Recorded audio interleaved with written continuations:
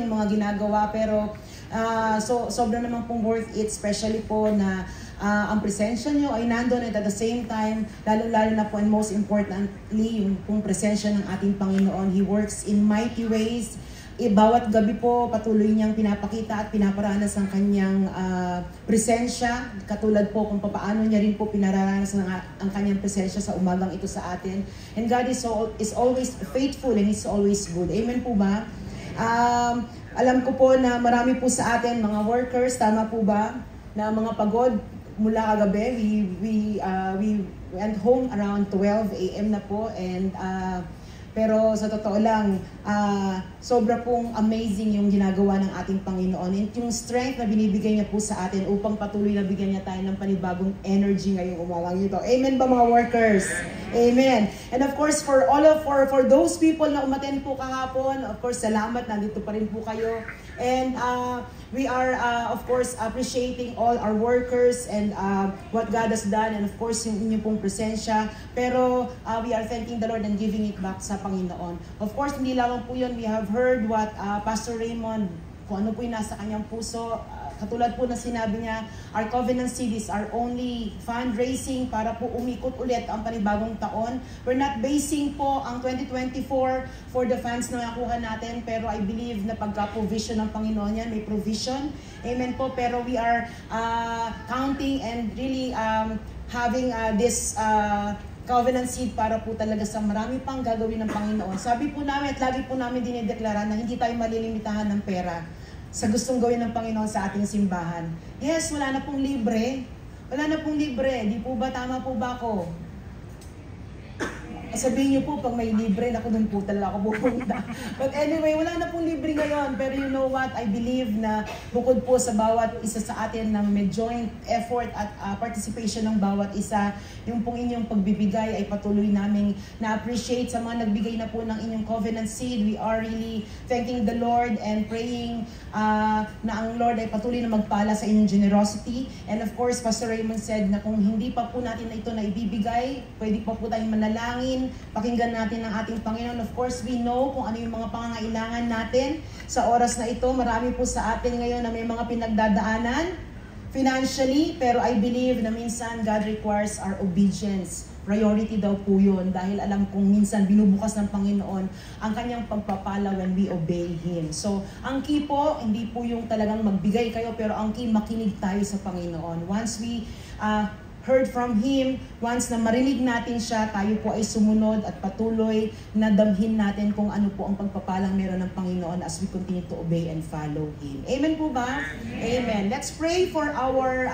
covenant seed, and at the same time para po sa service natin ngayong umagang ito. Panginoon, salamat. Salamat po, Panginoon, sa lahat ng mga bagay na ginagawa mo, Lord God. Bawat araw ay bago, Panginoon. Bagong kaparaanan kung paano kakikilos, kung paano mo, Lord God, i-outpour, Panginoon, ang iyong faithfulness at ang iyong goodness, Lord God. Patuloy ka namin itataas, patuloy ka namin pasasalamatan. Lord, we pray, Lord God, for our covenant seed, Lord God. I pray and declare for the people who has turned in their covenant seed, Lord God, na patuloy ka, Lord God, kumilos, Panginoon, sa kanilang buhay. Hindi, Panginoon, namin tatayuan, Lord God, na pag nagbigay kami, ibabalik mo ito sa amin. Pero, Lord, we will see in our eyes kung, Panginoon, kung anong itinanim namin. Makikita namin, Lord God, kung ano, Panginoon, ang abounding works, Lord God, na nagresulta mula, Panginoon, sa aming itinanim from our covenant seed, Lord God. Allow mo, Panginoon, ng simbahan na to na gumilos at gumawa ng mga bagay na supernatural, mga bagay, Lord God, na mula sa iyo, mga bagay, Lord God, na patuloy na sasabihin ng mga taong mga nakakakita, tanging Diyos lamang ang makakakilos sa kanila sa pamamagitan ng kanilang mga ginagawa. Lord, we pray, Lord God, that you will continue, Lord God, to expand the things, Lord God, na aming ginagawa. Give us ideas, give us wisdom, Panginoon. And we will continue, Lord God, to work, Lord God, sa pamamagitan ng seed na ito, Lord God. Patuloy, Panginoon, na ikaw magbigay ng wisdom. Patuloy na protect mo, Panginoon, ang covenant seed na ito. I pray for those people who are still praying, Panginoon. Sabi ni Pastor Raymond, we still have 2 weeks or wherever or whenever namin pwede ibigay ito. Pero, Lord, ang pangako namin sa iyo, Lord God, ay aming tutuparin. At ikaw, Lord God, ay aming i-obey, Lord God. Put in our hearts, Lord God, what you want us to be be a part, Panginoon, dito, Panginoon, sa aming another cycle, Panginoon. At patuloy, Lord God, na anuman, Panginoon, ang nilagay mo sa aming puso, Lord God, ikaw din, Lord God, ang magpo-provide ng lahat ng ito, Lord God. Thank you, Jesus. And we continue, Lord God, to lift everything to you, Lord God, giving all the glory, Panginoon, sa iyo. Wala kahit sino man sa amin ang kukuha ng glory at kaluwalhatian, kundi, Panginoon, ikaw lamang ang nararapat na makatanggap ng pasasalamat at ng kaluwalhatian na ito, Lord God. Sa umagang ito, patuloy kang kumilos sa bawat isa sa amin as we end this series. We continue, Lord God, to surrender ourselves, continue to minister to each one of us. Holy Spirit, I pray, Lord God, that you will move mightily and, Lord God, freely, hindi lamang sa lugar na ito, pero sa bawat puso at buhay ng mga tao na narito, Lord God. We give you praise and glory. In Jesus' name we pray. Amen and amen and amen.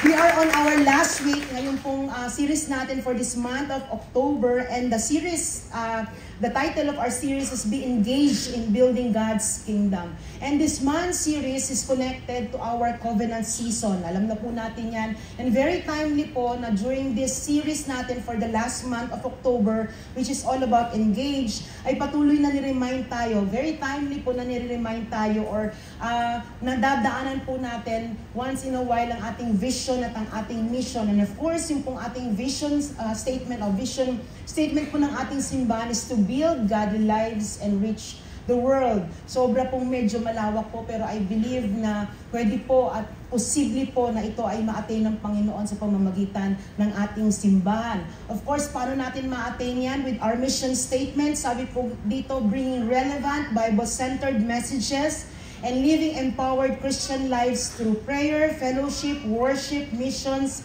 and giving. And since our mission statement mentioned about living empowered Christian life, naka-align din po ito sa focus ng ating pong series na engage. So, paano po natin ito ma-attain? Of course, naka-enumerate po dyan ang ilang mga bagay sa ating mission statement on how we can attain this. And of course, it's through our spiritual, or it's through the spiritual maturity na minimension po dyan. And we all know na sinadya po natin na umpisahan siya from the last hanggang po, bago po tayo pumunta dun sa pinaka-umpisa. Of course, we discussed giving as the first part or the week 1. And now we will end up in discussing in line with prayer naman po as we culminate our event sa ating covenant season and as we culminate our series this month of November. As we end the series, ang title po ngayong araw ng message po natin is Engage Through Prayer. Pwede po bang sabihin niyo prayer? Prayer. Sabi daw po ni Calvin Whitman, prayer is for the most part an untapped resource, an unexplained continent where untold treasure remains to be unearthed. It is talked about more than anything else and practiced less than anything else. And yet, for the believer, it remains one of the greatest gifts our Lord has given us outside of salvation. Nung tinitingnan ko po siya, kung inaaral ko po siya, there is truth pagdating po dito sa nakita natin o sa sinabi po ni Calvin Whitman. Na alam po natin bilang isang Kristiyano ang power ng prayer. Tama po ba ako? Alam natin ang importance, ang essential o yung pong benefits o yung pong kahalagahan ng panalangin sa atin bilang isang Kristiyano. Pero sabi po dito, I agree na sometimes or minsan o kaya po madalas po, sabihin na rin po natin yan, na less practice daw po natin yan o pinapractice natin less ang prayer. Sometimes nga po nakakalungkot, last option pa po natin ang panalangin.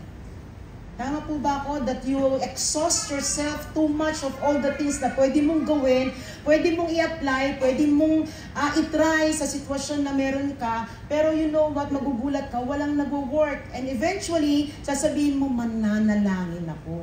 Parang yun na lang ang last resort or last option na meron po tayo. We don't want to accept this, pero you know what, as I am looking at my own life, parang sabi ko, may mga oras o may mga time sa buhay ko na yes, unknowingly, nagagawa ko siyang last resort.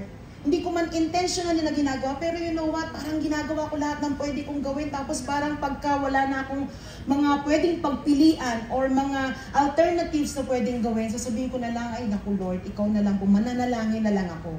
So sana daw lagi nating maisip at i-practice natin ang prayer dahil hindi lang po ito something na talking to God, na ganun po yung ating sinasabi. As simply as it is, napaka-powerful po ng ating prayer o ng prayer. Sabi po dito, minsan we don't practice it diligently.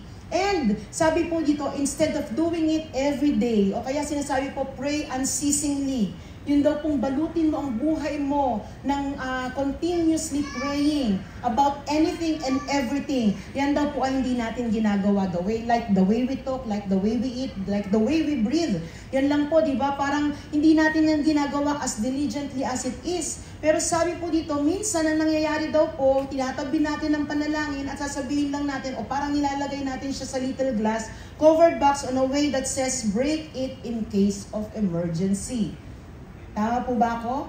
Na parang naku, wala na, si Lord na lang ang makakilos ito. Okay, i-break mo na yung glass na yan, sasabihin mo, this is something na crisis na kaya dapat manalangin na. Sana po hindi daw ganun. Sabi ni F.B. Meyer, the great tragedy of life is not unanswered prayer, but unoffered prayer. Baka po sinasabi dito, it's the greatest blessing sa atin outside of salvation. Baka po hindi natin na-experience ang blessing na ito sa buhay po natin. Alam niyo po yung minsan, alam niyo kung gaano kasarap o kaya lagi ko po itong in-example na pag binigyan kayo ng masarap na pagkain o chocolate, i-display niyo lang ba? Alam niyo, mahal yun, hindi nyo nga na kayang bilhin, pero binigyan kayo, i-display nyo lang ba siya kasi something na, alam mo yun, parang dapat, wag na lang, tingnan ko na lang, okay na yan. Hindi, diba, you want to taste it, you want to experience kung ano talaga yung lasa nun, sasabihin nyo, pag sinabi nila na masarap, sasabihin ko na rin, ay, oo, masarap, pero medyo may konting ko lang kasi you know the taste, you know the experience of enjoying its taste. Same thing with what God is telling all of us, if this is one of the greatest blessing natin bilang Kristiyano, ang manalangin. Sana raw po ay talagang makita natin at talagang mag-agree tayo that yes, it is a greatest blessing for us na manalangin. Bakit daw po? Because Christians like us must understand what prayer in its power. Kailangan na po na iintindihan natin. If worship is a lifestyle, prayer is the lifeline of every believer. Grabe po, hindi ba? Kapag sinabing lifeline, it is a line for saving or preserving life. Gusto mo ng buhay, gusto mo ng energy, gusto mo ng something that will pump you up o kaya talagang sobrang energy para ikaw ay magtuloy-tuloy sa iyong buhay, panalangin daw po ang key para dyan. Gaanong ka-importante ang prayer sa ating mga believers? Ganito po. And aside from that, prayer is the pipeline of communication between God and His people. To be exact, tayo po ng mga anak niya. Yan daw po talaga yung atin pong kusabaga. Sino po yung talagang hindi kayo mabubuhay ng walang cellphone dahil kahit po nandyan lang sa kabilang kwarto ang mami niyo, iti-text niyo pa o i-message niyo pa. Nasaan ka? Nandyan ka? O sige, nandyan ba yung ganito? Diba, hindi ka tatayo, ganun. Same thing with the prayer. Pipeline daw natin ng communication yan sa Panginoon. And you cannot really be a true Christian and not pray. Tama po ba? Just like you cannot have a good marriage kung hindi mo kakausapin ang iyong sposo. Nasa loob kayo ng bahay, hindi ka nagsasalita, galit ka ba? Hindi naman, okay lang ako. Pero hindi mo, try mo magkausapin buong araw. Di ba talagang it will create something, anong problema mo? Ba't di mo kausapin mo ako? Siguro kung ang Lord nandyan po talaga sa harap natin na talaga nagpapakita, baka ganun din po ang sasabihin niya. Nandito, kung hindi mo kinakausap, hello, andito ko. Umiiyak tayo, nagre-rejoice tayo, anumang emotions meron tayo, sasabihin ng Lord, nandito ako. But in both circumstances, kung hindi mo man kausapin yung asawa mo, o hindi ka magpe-pray, o hindi ka talaga magkakaroon ng open communication, kung kanino man po, both circumstances, you will be miserable. Because communication is very, very important if you have any relationship. Alam po natin yan. How much more yung relationship natin sa ating Panginoon? How much more kung sinasabi natin, Lord, I want to have an intimate relationship sa iyo. Gusto ko, Lord, ma-develop ito sa isang mas malalim na relationship. Kung hindi pa ikaw o hindi mo pinapractice o diligently ginagawa ang manalangin sa Kanya. Prayer should be part of life of every Christian because prayer is the greatest Christian privilege. Grabe po, hindi lang pala blessing, pero napakalaking pribileyo na tayo ay mananalangin sa ating Panginoon. Remember, nung Old Testament, they still have to offer yung mga perfect animals, yung talagang walang blemish, walang kahit na ano, para po patawarin sila sa kasalanan at dinggin ang kanilang mga panalangin. There is this, yung mga pari po, o yung mga Levites na in between para po talaga pakinggan o umakyat ang kanilang panalangin sa Diyos. Pero right now, dito po sa ating New Testament, we already have a direct access sa Kanya. That's why it's a great privilege na patuloy tayong manalangin, lumapit sa Kanya at lumuhod o kaya talagang dumulog sa panalangin sa Kanya. It's the greatest Christian service as well. Prayer is incredibly important for every believer's spiritual permanence and progress. You want maturity? Gusto niyo pong lumalim? Kaya nga po isa siya sa spiritual discipline. Dinidisiplina natin ang ating mga sarili na gawin ito at patuloy na gawin natin consistently and continuously sa ating buhay habang tayo ay naghihintay sa Panginoon. Hindi po pwedeng sinabi na, ay nakapag-aral na ako sa Bible School, ay at 20 years na akong Kristiyano, ay leader na ako. Tama ng manalangin. Hindi po. The more that we really have to pray and depend on Him. 5 bagay po ang nangyayari when we pray. Number 1, sabi po dito, prayer internalizes the burden. Pag naririnig natin ang word na burden, ayaw po natin yan because it speaks something of negative. Kasi bakit? A burden is a load, typically a heavy one. Ayaw nating mahirapan, ayaw nating mabigatan. Pero you know what? This type of burden na sinasabi po nito ng pagdating sa panalangin is we are interested, is that interesting para po sa atin, is that the burden that God carries upon His own heart ay nagkakaroon po ng impartation sa atin. Kung ano po yung bigat niya. Bakit minsan po nararamdaman nyo na yung bigat pagdating po sa pag-reach out sa ibang mga tao na hindi nyo po kilala? Bakit kaya nagkakaroon kayo ng ganong klase ng puso na kung saan I will participate into that evangelistic project o kaya doon sa concert na yan para patuloy na makaabot sa ibang tao na hindi naman natin kilala? Bakit kaya pagka ILC campaign o kaya I Love Cornerstone campaign, we are giving whatever we have dahil gusto natin maging part na kahit paano magiging blessing tayo sa mga taong makakatanggap ng ibibigay natin. It is His own heart na patuloy na nagkikerry yan upon our own heart. Kinikerry ng Panginoon, ini-impart ng Panginoon sa bawat isa po sa atin. He is actually unfolding His very own heart sa bawat isa sa atin.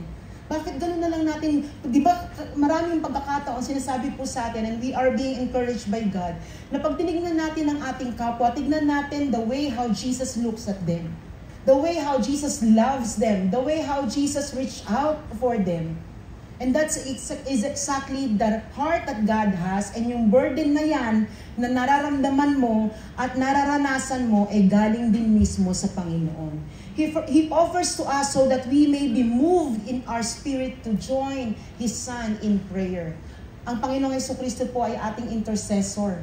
That's why when we join Christ in prayer, we are joining Him in interceding with people o kaya sa sarili mong need o kung ano man po ang mga bagay na pinapanalangin po natin. It is this kind of burden that give us compassion.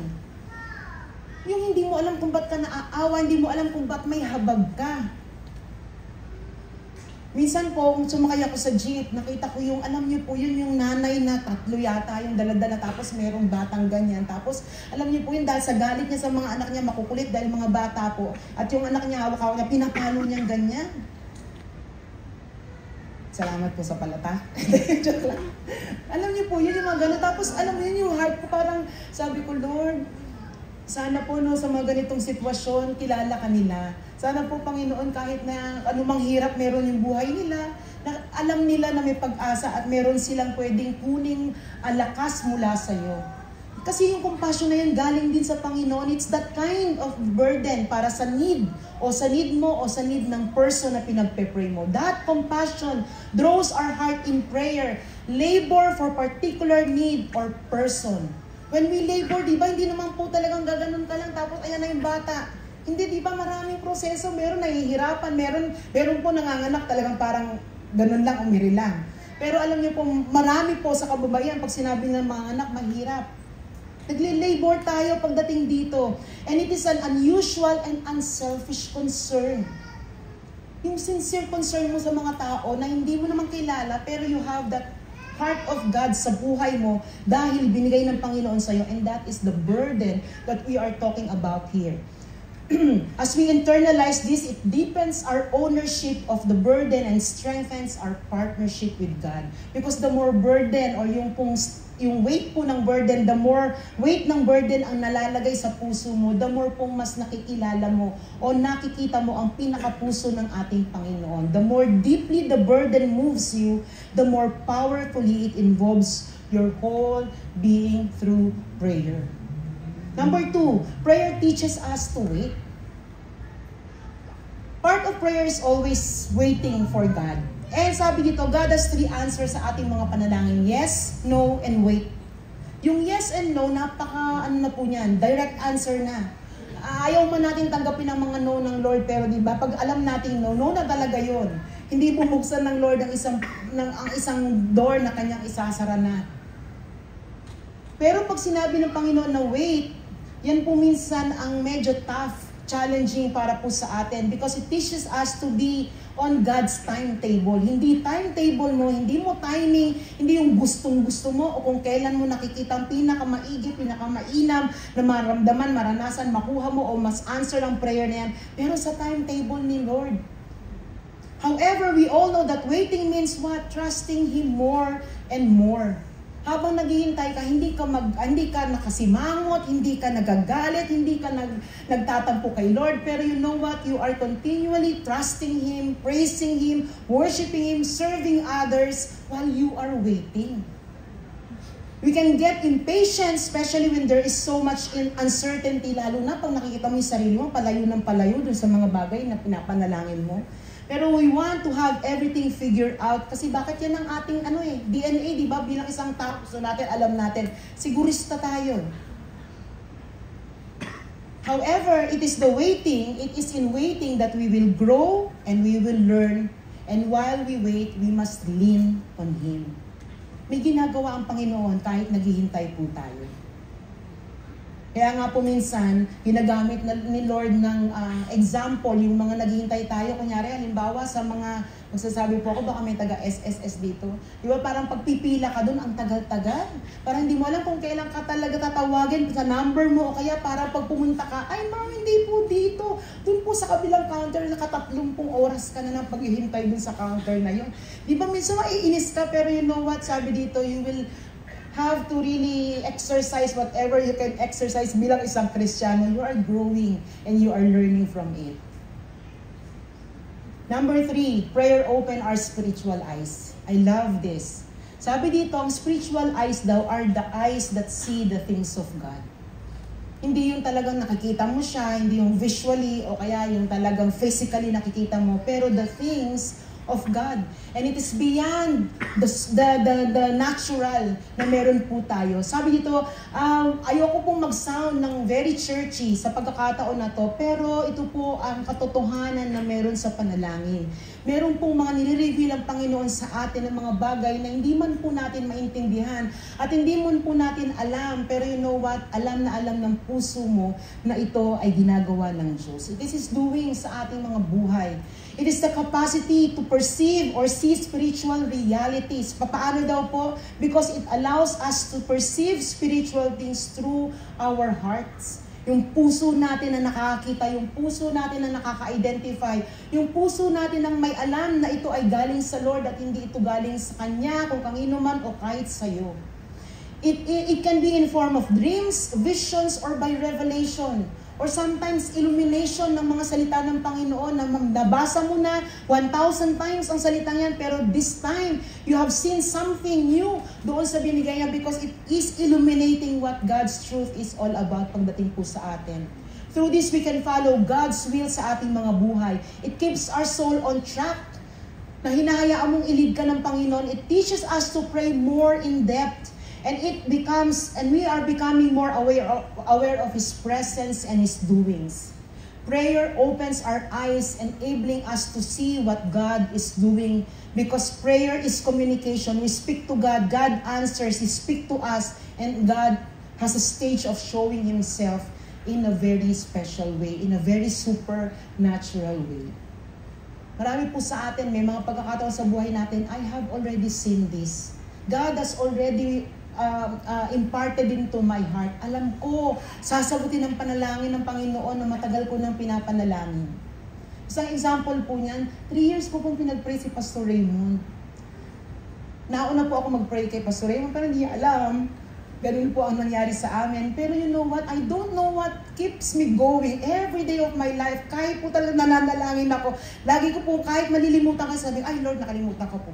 Si Raymond po, pinunamay ko kung nasan man siya. Hindi ako nagpipray na sana, Lord, magkaroon kami ng moment na sweet-sweetan kami. Hindi po ganun. Ang prayer ko po, kung nasan man si Raymond, kayo po ang mag-bless sa kanya. Kung nasan si Raymond, ano ginagawa niya, kayo na pong bahala. Pero alam ko po, hindi ko po talaga nakaligtaan kahit isang araw na ipanalangin si Raymond. Pero alam ko in my heart, lagi pong sasabihin ng Lord, huwag kang mag-alala, bibigay ko siya sa iyo. Ay Lord naman, sabihin ko, sobra naman si Lord, gano'n naman ako. Siyempre kinikilig-kilig po ako, pero sabi ko kay Lord, paano? Hindi ko po tinatanong sa totoo lang. Sabi ko lang po, bahala si Lord.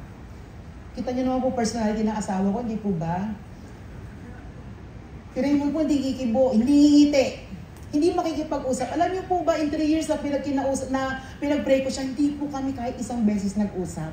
I think meron po isang beses lang dahil we have play sa daddy naming church. And nasa ano po siya, production, siya yung sa lights. Yun lang po yung time na natatandaan ko. Pero other than that, wala kami talagang pag-uusap. Kaya yung sinasabi niyo po na getting to know, wala po kami ni Pastor Raymond yan. Pero in my heart, I know na ibibigay siya ng Lord. And 24 years na po kami, mag-24 years na po kami in December. God really opens my spiritual eyes. And praise God, inopen din po ng Panginoon ang spiritual eyes ni Pastor Raymond. I remember, sabi niya po, at 1 year ng pag-pray ko, kasi syempre nag-uusap po kami, sabi niya, nasa isang mission trip po kami sa Dumagat, sa mga Dumagat. And sabi po niya, nung nakita niya raw ako, ay, Lord, gusto ko ganyang klase ng babae. Hindi po ako. Ang sabi niya lang, gusto ko ganyang klase ng babae, walang arte sa buhay. Ganyan, sabi niya po. Yun lang po yung sinabi niya, sabi ko, okay na yan, happy na ako dyan. Anyway, may mga bagay na ibibigay ng Lord sa inyo. May it be revelation, dreams, or vision. Nakita niyo na ba yung bahay nito dati pa, bago na itayo yan? Si Pastor Raymond po sa bahay namin, yung pong kanyang prayer para po sa bahay na finally ay magiging amin na. Ang gusto niya po, nasa medyo mataas na lugar, wala pong baha. At kung titingnan niyo po yung lugar namin, yung mga nakapunta na sa amin, Kuya Mar, pataas talaga yun. Di kami babahain. Huling-huli kami, baha na po kayong lahat, kami hindi pa. Kasi medyo nakataas po yun sa Greenfields. Ang sabi niya po, ang bahay namin kailangan nakagitna. Hindi yung, kasi po lagi kami natira sa mga bahay na Kuya Serge, kailangan ko ng tulong. Yung nakadikit, tama, sa wall. Gusto niya po nasa gitna ang bahay na punong-puno ng, alam mo yun, space. Yun pong binigay ng Lord sa kanya. Gusto niya malawak, ayaw niya ng mga masisikip. Ayoko mong sabi ng mga subdivision na halimbawa kasi baka magalit sa akin yung mga nakatira doon. Pero anyway, gusto niya po maluwag-luwag para daw po meron siya kahit man lang konting ano. Lahat po yun, hindi ko alam kung bakit niya pinag-pray, pero you know what? God answers that, and I believe that God already put it in His heart. Through revelation, through dreams or vision, God opens our eyes, our spiritual eyes, when we are continually praying. Number 4, it aligns our heart with God's heart. You learn to align with God's heart. That happens when in prayer, God becomes your focus. At kapag ka-focus mo ang Panginoon, then focus ng Lord, ang focus ng heart mo ay si Lord. Ang magiging beat ng heart mo ay si Lord. There will be adjustment, there will be alignment, there will be setting of your thoughts, there will be changes of your emotions and actions. It all follows pagka po inalign natin ang ating puso sa Kanya. Panglima mo, prayer enables us to move forward. Hindi po madali ang buhay. Pero you know what? When we keep on praying, we're engaging God, we're enabling God na mag-move sa buhay po natin, and we're actually allowing Him to enlarge His kingdom sa pamamagitan ng sitwasyon natin. Kaya kapatid, kung anumang hirap o anumang pong challenging ang sitwasyon na meron po kayo, lagi nyo lang po sasabihin, without me, katulad na sinabi ni Lord, without me, you can do nothing. Kaya kailangan po natin the more na tayo ay humawak at patuloy na manalangin sa Kanya, because when we are prayerless, we can do nothing. But when we pray, or once we pray, alam natin na ma-accomplish ng Lord anything beyond our imagination ng mga bagay-bagay sa buhay po natin. It does not give us an option to give up. Dahil bakit po? God wants us to persevere. Pag nagpe-persevere po tayo, kahit po anong hirap, kahit po minsan may mga failures, binibigyan tayo ng strength ng Panginoon, ng grasya ng Panginoon para magpatuloy. And that will definitely give us that moving forward on our part.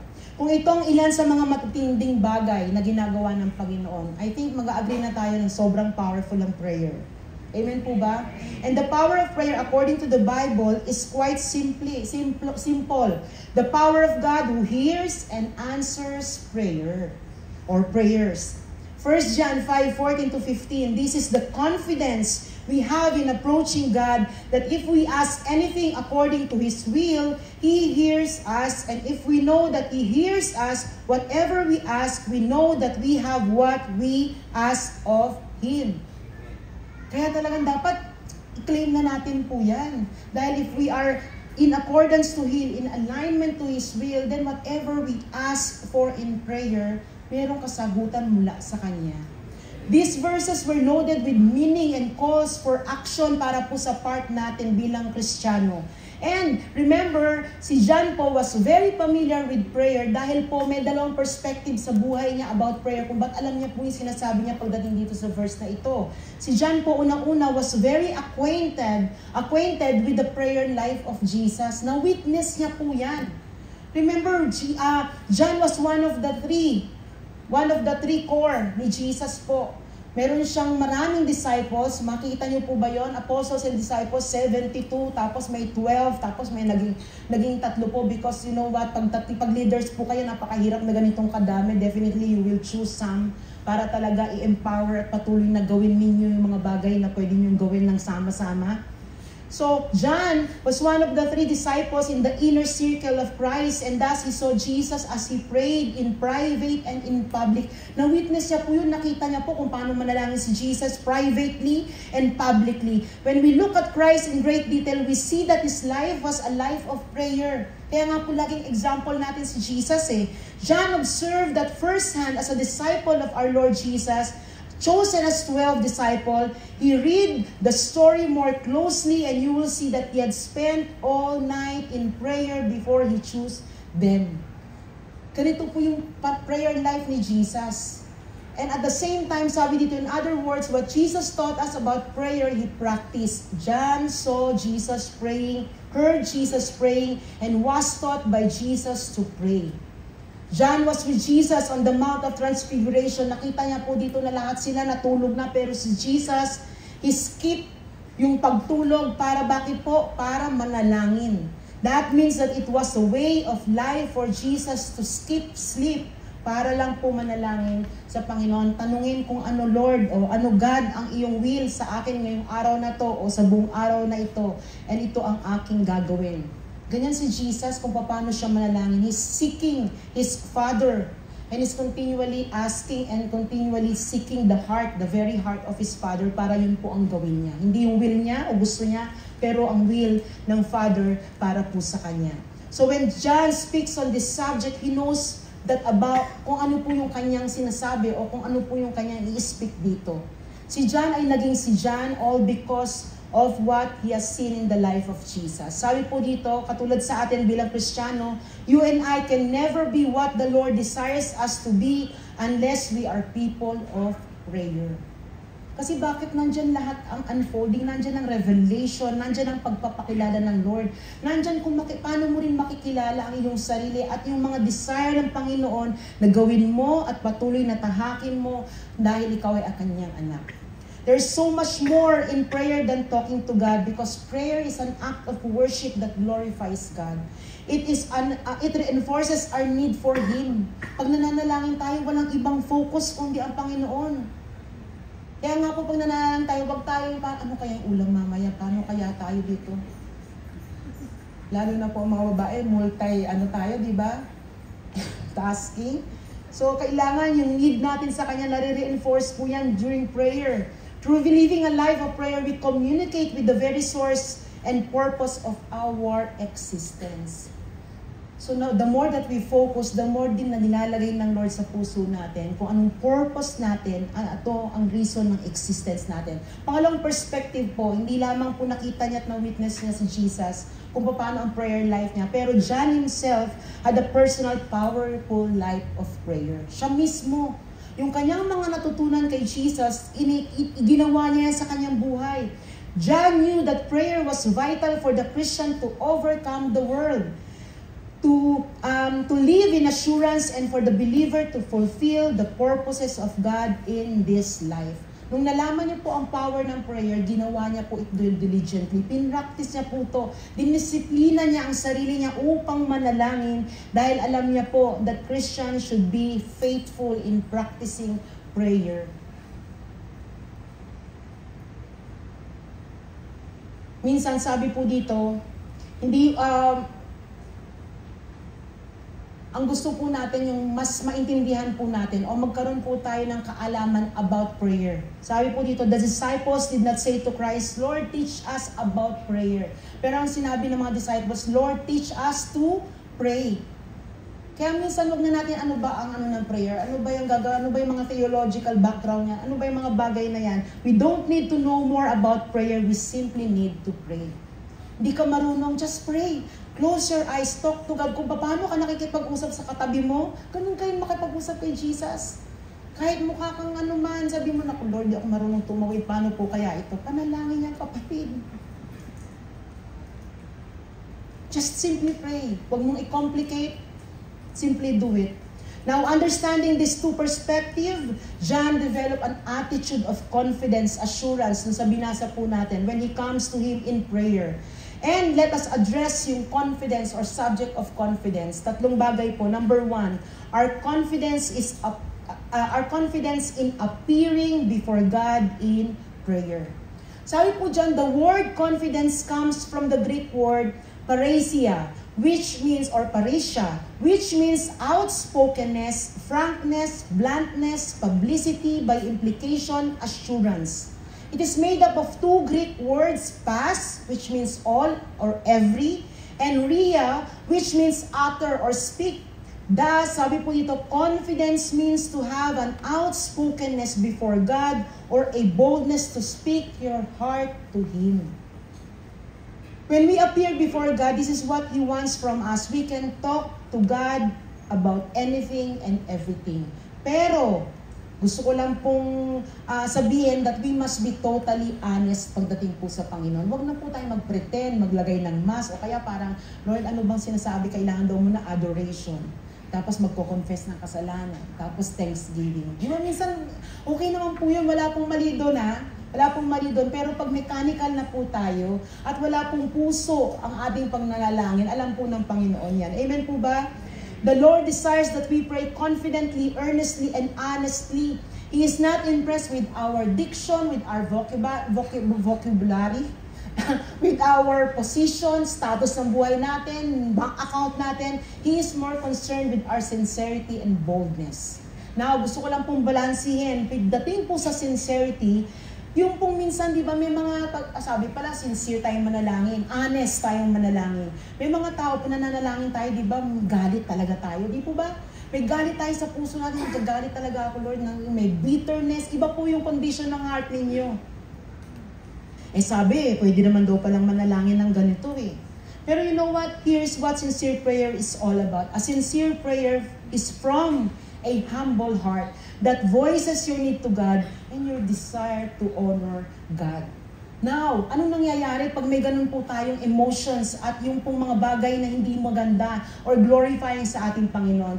Ginagawan po ng paraan ng Panginoon yan. We are on the process. May ginagawa siya sa ating puso para ma-change ito at patuloy na ma-convict po tayo sa dinadala natin. You know what sincerity of heart means? It means yung condition ng ating mga puso. Pagka po tayo ay na-convict na, at tayo ay in a way na align na po sa Panginoon, yung anger na yan at yung bitterness na yan, although sige sabihin natin nandyan pa, pero you know what, it creates a different way or a different era or different atmosphere pagdating sa panalangin mo. Lord, nagagalit ako sa kanya pero Lord, dahil anak mo rin naman siya, hayaan mo yung puso ko kaysa galit, pagmamahal mo na lang ipalit mo. Nakaranas ako po, nagkaroon na ako ng ganun Gagalit ako, naiinis ako, ang dami kong mga inilalagay na ano sa Lord, mga dahilan at mga kung ano-ano ways. Pero you know what? God has every answer sa lahat ng mga nilalad ko sa Kanya, pointing to me and saying, you need to change. You need to do something sa puso mo dahil hindi yan healthy para sa puso mo yan. Hindi maganda yan para sa'yo. And that is not glorifying pagdating sa akin. And when we listen to God, alam mo yun, nagugulat ka, there's a change of heart. Galit ka man sa tao, pero you know what? You have already let go of that anger. And Lord, work in me that love that comes from you dun sa tao na yun. I don't know, ako po, kaya ako nakakapagsabi ng ganito, I experience it. Hindi tama. Pag mayroong mga bagay na nilalagay tayo sa ating puso na hindi tama, God has His own powerful way para change po ang mga bagay na yan dahil tayo po ay temple niya. Vessel po ng Panginoon ang ating puso upang punuin ito ng pagmamahal, upang mag-abound ito sa mga tao na atin po o nakasurround po sa atin. There is power in that sincere prayer. Now, boldness. You will not take time to share the concerns of your heart kung hindi ka nagtitiwala sa ating Panginoon. Amen po ba? That is boldness is all about. You are confident because an all-powerful God is the one who you are talking about your prayer items. Lagi natin sabihin, walang imposible sa Lord, walang mahirap sa Lord, pero pag nanalangin tayo, Lord, kung gusto mo lang naman. Tinatawag natin ang all-powerful God. Gawin na natin, ibigay na natin yung best at yung atin pong excellence o yung pong pinakamataas na pananampalataya natin sa Diyos. Alam mo kung bakit, if it is a no sa sagot mo, sasabihin ng Lord yan sa iyo. Hindi na tayo pa-assign, hindi na tayo sasayangin ng oras natin. Sabihin ng Lord, anak, hindi yan. Pero you know what I learned from a no answer ni Lord? No, kasi bakit? Merong better, may greater, may bigger na binibigay at pinaprepare ang Panginoon sa atin.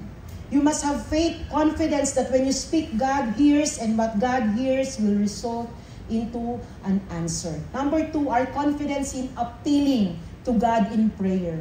When we appeal to God, we are to do this with humility. Sabihin nyo nga po, humility. I know that it sounds contradicting pagdating sa boldness, pero minsan si Lord, ganito principle ng Lord kaya niya pong baliin, kaya niya pong pagsamahin ang contradicting. At nilalabas niya ang maganda dito. Bold yet you humble, sabi po dyan. Minsan, ganun siya ka-surprising para po sa atin, pero tuturuan niya po tayo. What He wanted to let us know about boldness is that boldness must never construed or interpreted to be arrogance. Lord, sabi mo, pangako mo to sa akin. Ibibigay mo to. Kaya Lord, ibigay mo na ngayon na. Again, the condition of your heart is very important. We have boldness, pero you know what? You know how to give reverence sa ating Panginoon. When we look at the word ask, it speaks boldness on our part. The word ask in our text comes from the Greek word ahiteo, which is of certain or uncertain derivation. It is used exclusively in New Testament to mean to ask, beg, call, crave, desire, or require. And the term boldness or confidence does not speak of telling God what to do. Lord, ito gagawin mo. Sabi mo sa salita mo Lord, sabi mo pagpapalain mo ko o ibigyan mo ko ng 1 million ngayon. Lord, sabi mo walang kahit na sino sa amin ang magkakaroon ng sickness. Bakit ngayon may ganito? Diba? We demand too much pagdating po sa Panginoon. Some say na God has to do this dahil sinabi niya. Meron po ba kayong ganun? Pero you know what? you have to believe it firmly nang hindi ka po arugante, hindi ka mayabang. Na hindi mo sinasabing, anak ko ng Diyos, anak ko ng Diyos. Ikaw hindi.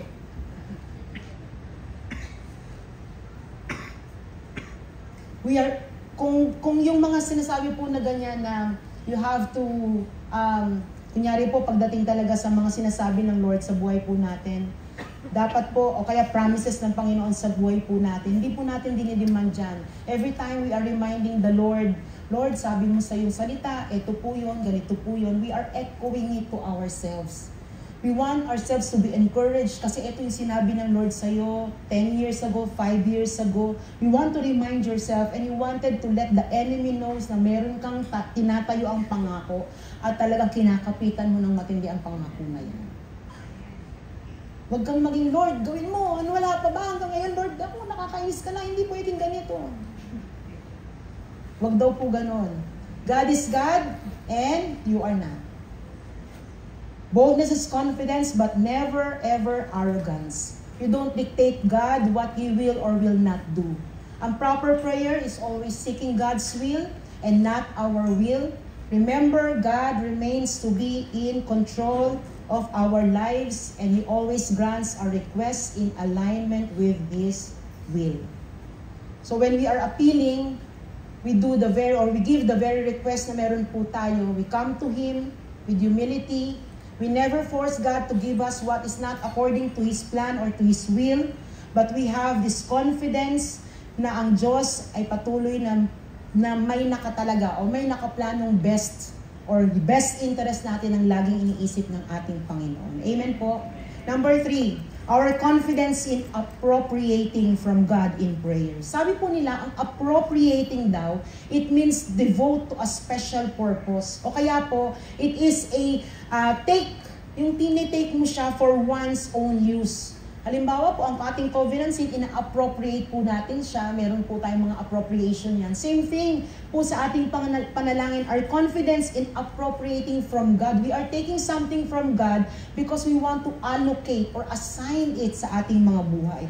Ano yung 3 great truths na pwede nating allocate sa ating mga buhay? Number 1, a promise is presented. A promise is presented. God gives us this promise. He will hear us and He will answer our prayer. As long as it is in alignment to His will. Amen po ba? Gagawin niya ang pangako niya according to His word. And He promised to hear and answer those who pray. Hindi po ito guess, hindi po ito wish lang, pero this is a promise from God. And you know what? Pag pinag-usapan ng promise, it is exceeding great and precious. Sobra pong valuable ang promises ng Panginoon. Howsoever, sabi po dito, exceeding great and precious they are, yung realization po nito, yung possibility po nito, at condition po ng fulfillment ng precious promise ng Panginoon sa iyo are based on prayer. Sasabihin natin, Lord, how glorious yung mga pangako mo sa aking buhay. Hindi lamang sa aking buhay, sa aming simbahan, o kung ano man po yung pinapanalangin mo. Pero kapatid, these promises never brought hope to bloom or fruit to a prayerless heart. Gusto mong mag-bloom yan, gusto mong lalo siyang lumalim, lalong tumatag, lalong i-express ng Panginoon sa iyo, ipa-realize ng Panginoon sa iyo ang importance ng pinagpe-pray mo na yan. At lalo mong ma-taste ang sarap ng answer prayers na yan, hindi mangyayari yan kung you have a prayerless heart. Prayer as a spiritual energy, illustrated in its enlarged and mighty working, makes way for and brings into practical realization and accomplishment ng promises ng Panginoon. Hindi po pwedeng natanggap lang natin tapos okay na. Kaya nga po, di ba, pinapanalangin natin kung ano yung pangakong natanggap natin at binigay ng Panginoon sa atin. Sabi po dyan, without the promise, prayer is baseless. Without prayer, the promise is dim, voiceless, and impersonal. The promise makes prayer dauntless and desirable. A promise is presented. May pangako ang Panginoon. Pangalawa, a presence is perceived. John says that God hears us when we pray. Think of how close you have to be heard by someone you are talking to. Hindi lang siya malayo, hindi siya nasa heaven at sasabihin mo, Lord, Nung pong Catholic pa ako, ganun po ang tingin ko sa Lord. Sobra po siyang holy, sobrang banal na hindi ko katulad ng isang katulad ko, hindi pwedeng lumapit man lang sa Kanya. Dahil makasalanan ko, napakalayo namin. Pero when I become a Christian and I have learned that God wanted to have a relationship with me that is just like a friend, He is so near sa atin. Parang ang sarap po kasi you know what, even the silent prayer you have in your heart, naririnig niya po ang mga bagay na yan. Hindi lang po yung mga panalangin sinisigaw natin, pero mga panalangin tayo lang ang nakakaalam, tayo lang ang dumudulog sa Kanya, at alam natin na Siya ay nakikinig sa ating mga panalangin. It is when we pray that we become more and more aware of His presence, and we experience His works in our lives. Pangatlo po, a peace is produced. Yes, there is great peace that comes when you have confidence in God through prayer. Again, that is why in Philippians 4:6, sabi po dito, do not be anxious about anything, but in everything, in every situation, by prayer and petition with thanksgiving, present your request to God. We need to let go of the anxiety sa buhay po natin so that we may experience that as we turn our request, our petition, our hearts, anything na gusto po nating ating sabihin, we will be able to trust Him that He will be taking good care of the things na ating pong ipinapanalangin. And knowing that, na si Lord ang bahala, hindi po yung kesira-sirang bahala. You know what? You are continually telling Him, I trust you, alam ko may gagawin ka, hindi po to end point, hindi to dead end, meron bagong gagawin, meron kang gagawing mga bagay na patuloy kami ma-amaze, patuloy kami masusurprise. Naniniwala po ako na the more peace ang mararamdaman mo dahil you are giving or you are letting go of things sa buhay po natin at ibinibigay mo yan sa Almighty God na kayang gumawa ng mga imposibleng bagay sa buhay ng bawat isa sa atin. As we constantly pray, He brings this supernatural peace and lavishing love upon all of us. As we conclude, sabi po dito, prayer is the most powerful force in the world. The church has the power to change the course of history through prayer. Kung isang tao nga lang po sinasabi, powerful ang prayer ng isang Christian, how much more pag tayo ay nagsama-sama, praying with one heart, one accord, unity, harmony, I believe matindi rin po ang gagawin niya. Bakit daw po? Because you know what? Prayer is the portal that brings power of heaven down to earth. You wanted what heaven has? You pray dahil binubukas ng Panginoon yan at hinahayaan niya na ma-experience ng mga tulad natin ang mga bagay na nandun. Prayers are the best predictors of our spiritual future. Who we become is determined by how we pray, and from what we learn, He is able to accomplish in us what He desires as we continue to pray in alignment to His will. It's my prayer, kapatid, na yung power ng panalangin na yan ay patuloy natin makita sa ating buhay bilang isang Kristiyano. Amen po ba? Tayo po tumayo and let us worship the Lord. Lord, salamat po, Panginoon, dahil Lord, as we pray, Lord, as we continue, Lord God, to learn about prayer, as we continue, Lord God, to say sa aming mga buhay and challenge ourselves na patuloy kaming manalangin sa iyo, Lord God. Alam namin, Panginoon, na babalik at babalik din sa iyo, Lord God. Na Lord, Ikaw ang pinagmulan. Ikaw, Lord God, ang patuloy na nag-orchestrate ng mga bagay na ito. Na Ikaw, Lord God, ang nagtuturo sa amin, Lord God, that you make things possible, Lord God. Because, Lord, what we may see as limitation, what we may see as impossibilities, Ikaw, Lord God, ang nagtuturn ito ng mga bagay into possibilities and, Lord God, unlimited ways. Thank you, Jesus, for we continue, Lord God, to give all praises and all adoration in your name. Salamat po, Panginoon. Ikaw ay mabuti, Ikaw ay tapat sa aming mga buhay. Pupurihin ka namin, Lord God, at patuloy na kami, Lord God, ay makikinig sa mga bagay na itinuturo mo sa aming mga buhay, Lord God. Pakinggan mo ang aming mga panalangin, Panginoon, at patuloy na Ikaw, Lord God, ang kumilos powerfully sa buhay ng bawat isa sa amin. Salamat po, Panginoon. Salamat po. Thank you, Jesus. Palapakan po natin ang ating Panginoon.